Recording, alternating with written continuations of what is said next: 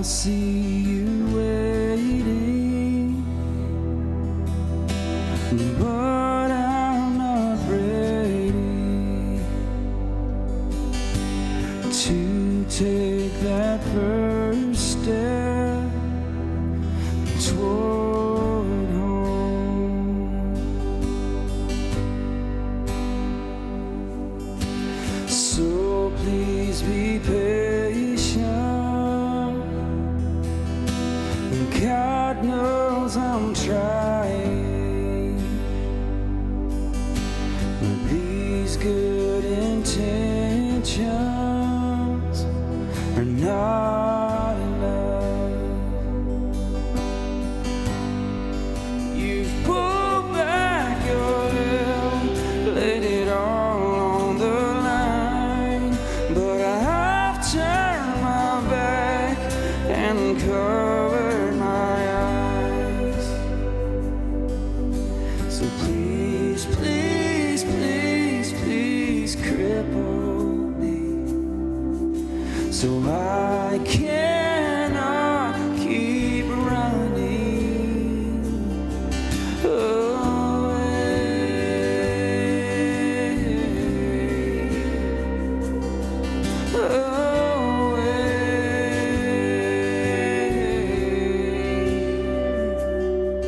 from you.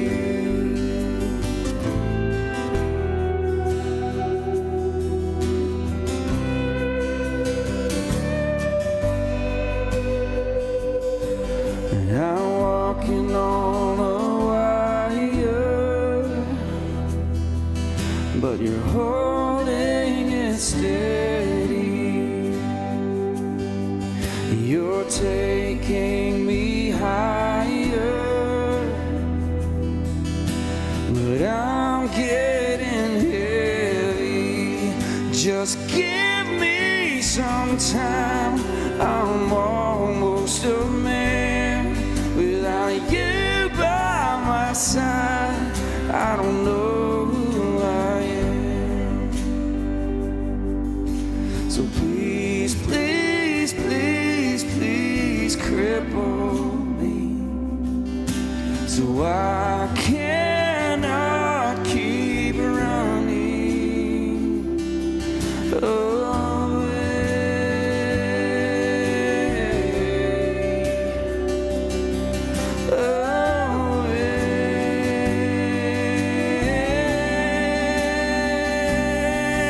From you.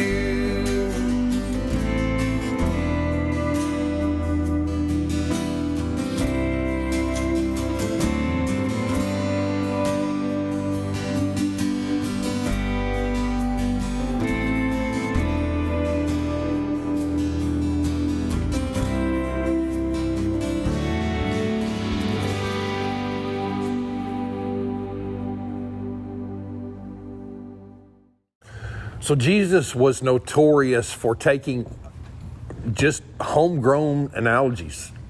He illustrated just about everything he taught, right? One particular day, he was teaching about influence, which is very important, very relevant. But he used two analogies, talked about salt, talked about light. You remember that?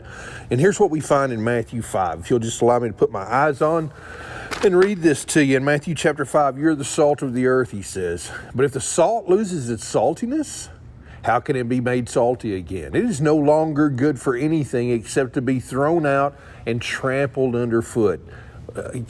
Stay with me. He said, you also are the light of the world.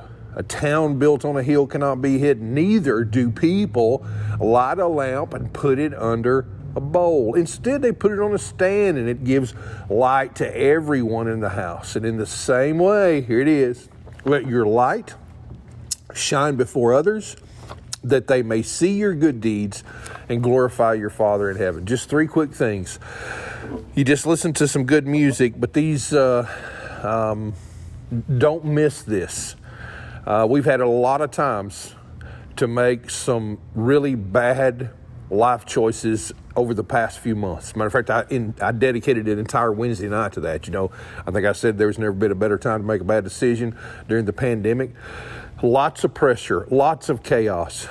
But even now, as followers of Jesus, it is so important for us to maintain influence. And let me just make 3 simple observations from this text. Number 1, your influence, I believe, is there whether you like it or not, right? We got influence. It's not like you have to be some great political leader to have influence. We are, as Jesus said, a city on a hill. You cannot miss it. Therefore, I believe Jesus is simply reminding us that you're going to lead in one way or the other as far as your influence, whether it's a position or whether it's just your life, your family, your spouse, those people at work. You have influence, good or bad, like it or not. The second thing Jesus would remind us of is your influence is powerful. Your influence is powerful. He talked about this. He said instead they put it on the stand and it gives light to everyone in the house. Look, salt and light are used and were used in some similar ways that we use them now, but especially when you talked about salt. Salt in Jesus' day was medicinal. Was a medicinal resource. Matter of fact, I grew up with a guy, one of the old farmers in the Wood County area. I never saw him use ointment or pills or anything. He just, if he got a cut, he dumped salt into it. That was very common in Jesus' day. Had the influence to heal. Salt was also in Jesus' day used for preserving food. Salt was in Jesus' days, much like ours, for taste.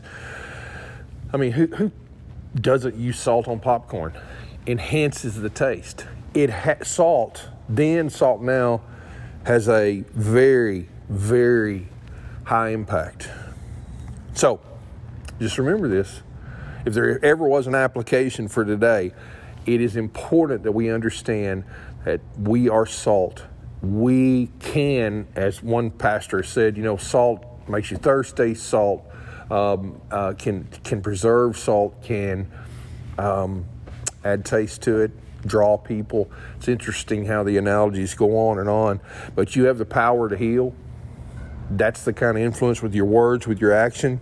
But you also have, with your influence, being salty. Salt makes people thirsty. Remember what Jesus called himself one time? So why aren't we making people, through our influence, our words, our actions, thirsty for Jesus? Because he is the living water. What about light? Light guides, light comforts. Because I know there's some of you out there that still big chickens. You won't go to the barn after dark because you ain't got no lights. But light comforts. Light guides us. How about that? That's the kind of influence Jesus expects of his followers. There's so many people that have so many questions.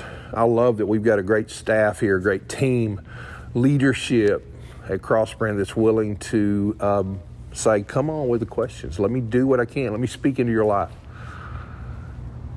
But that should be a daily for every follower of Jesus. There's one final thing I want to remind you of. Your good influence, your ability to influence other folks, according to this little statement that Jesus made, it can be weakened. He talked about salt losing its saltiness. Yeah. Well, even in Jesus' day, oftentimes salt would get weakened by other minerals. And you know what Jesus said they do? He said, we got to throw it out. Typically, they would put it out on a footpath to keep the grass from growing there, but they couldn't use it for medicine, for curing, for anything else. It was useless. That is a sad, sad thing to think about, that you and I could get to a point where we make enough bad decisions that our influence for Jesus could be weakened. I've seen it in my own life. I've seen it in so many people's lives where that choice, that thing we said, that thing we did, impacted the rest of our life, our ability to influence people, to draw them to Jesus. Now, let me remind you, if you're in that spot right now, let me suggest 2 things. Number 1, it's the R word, right? It's repent.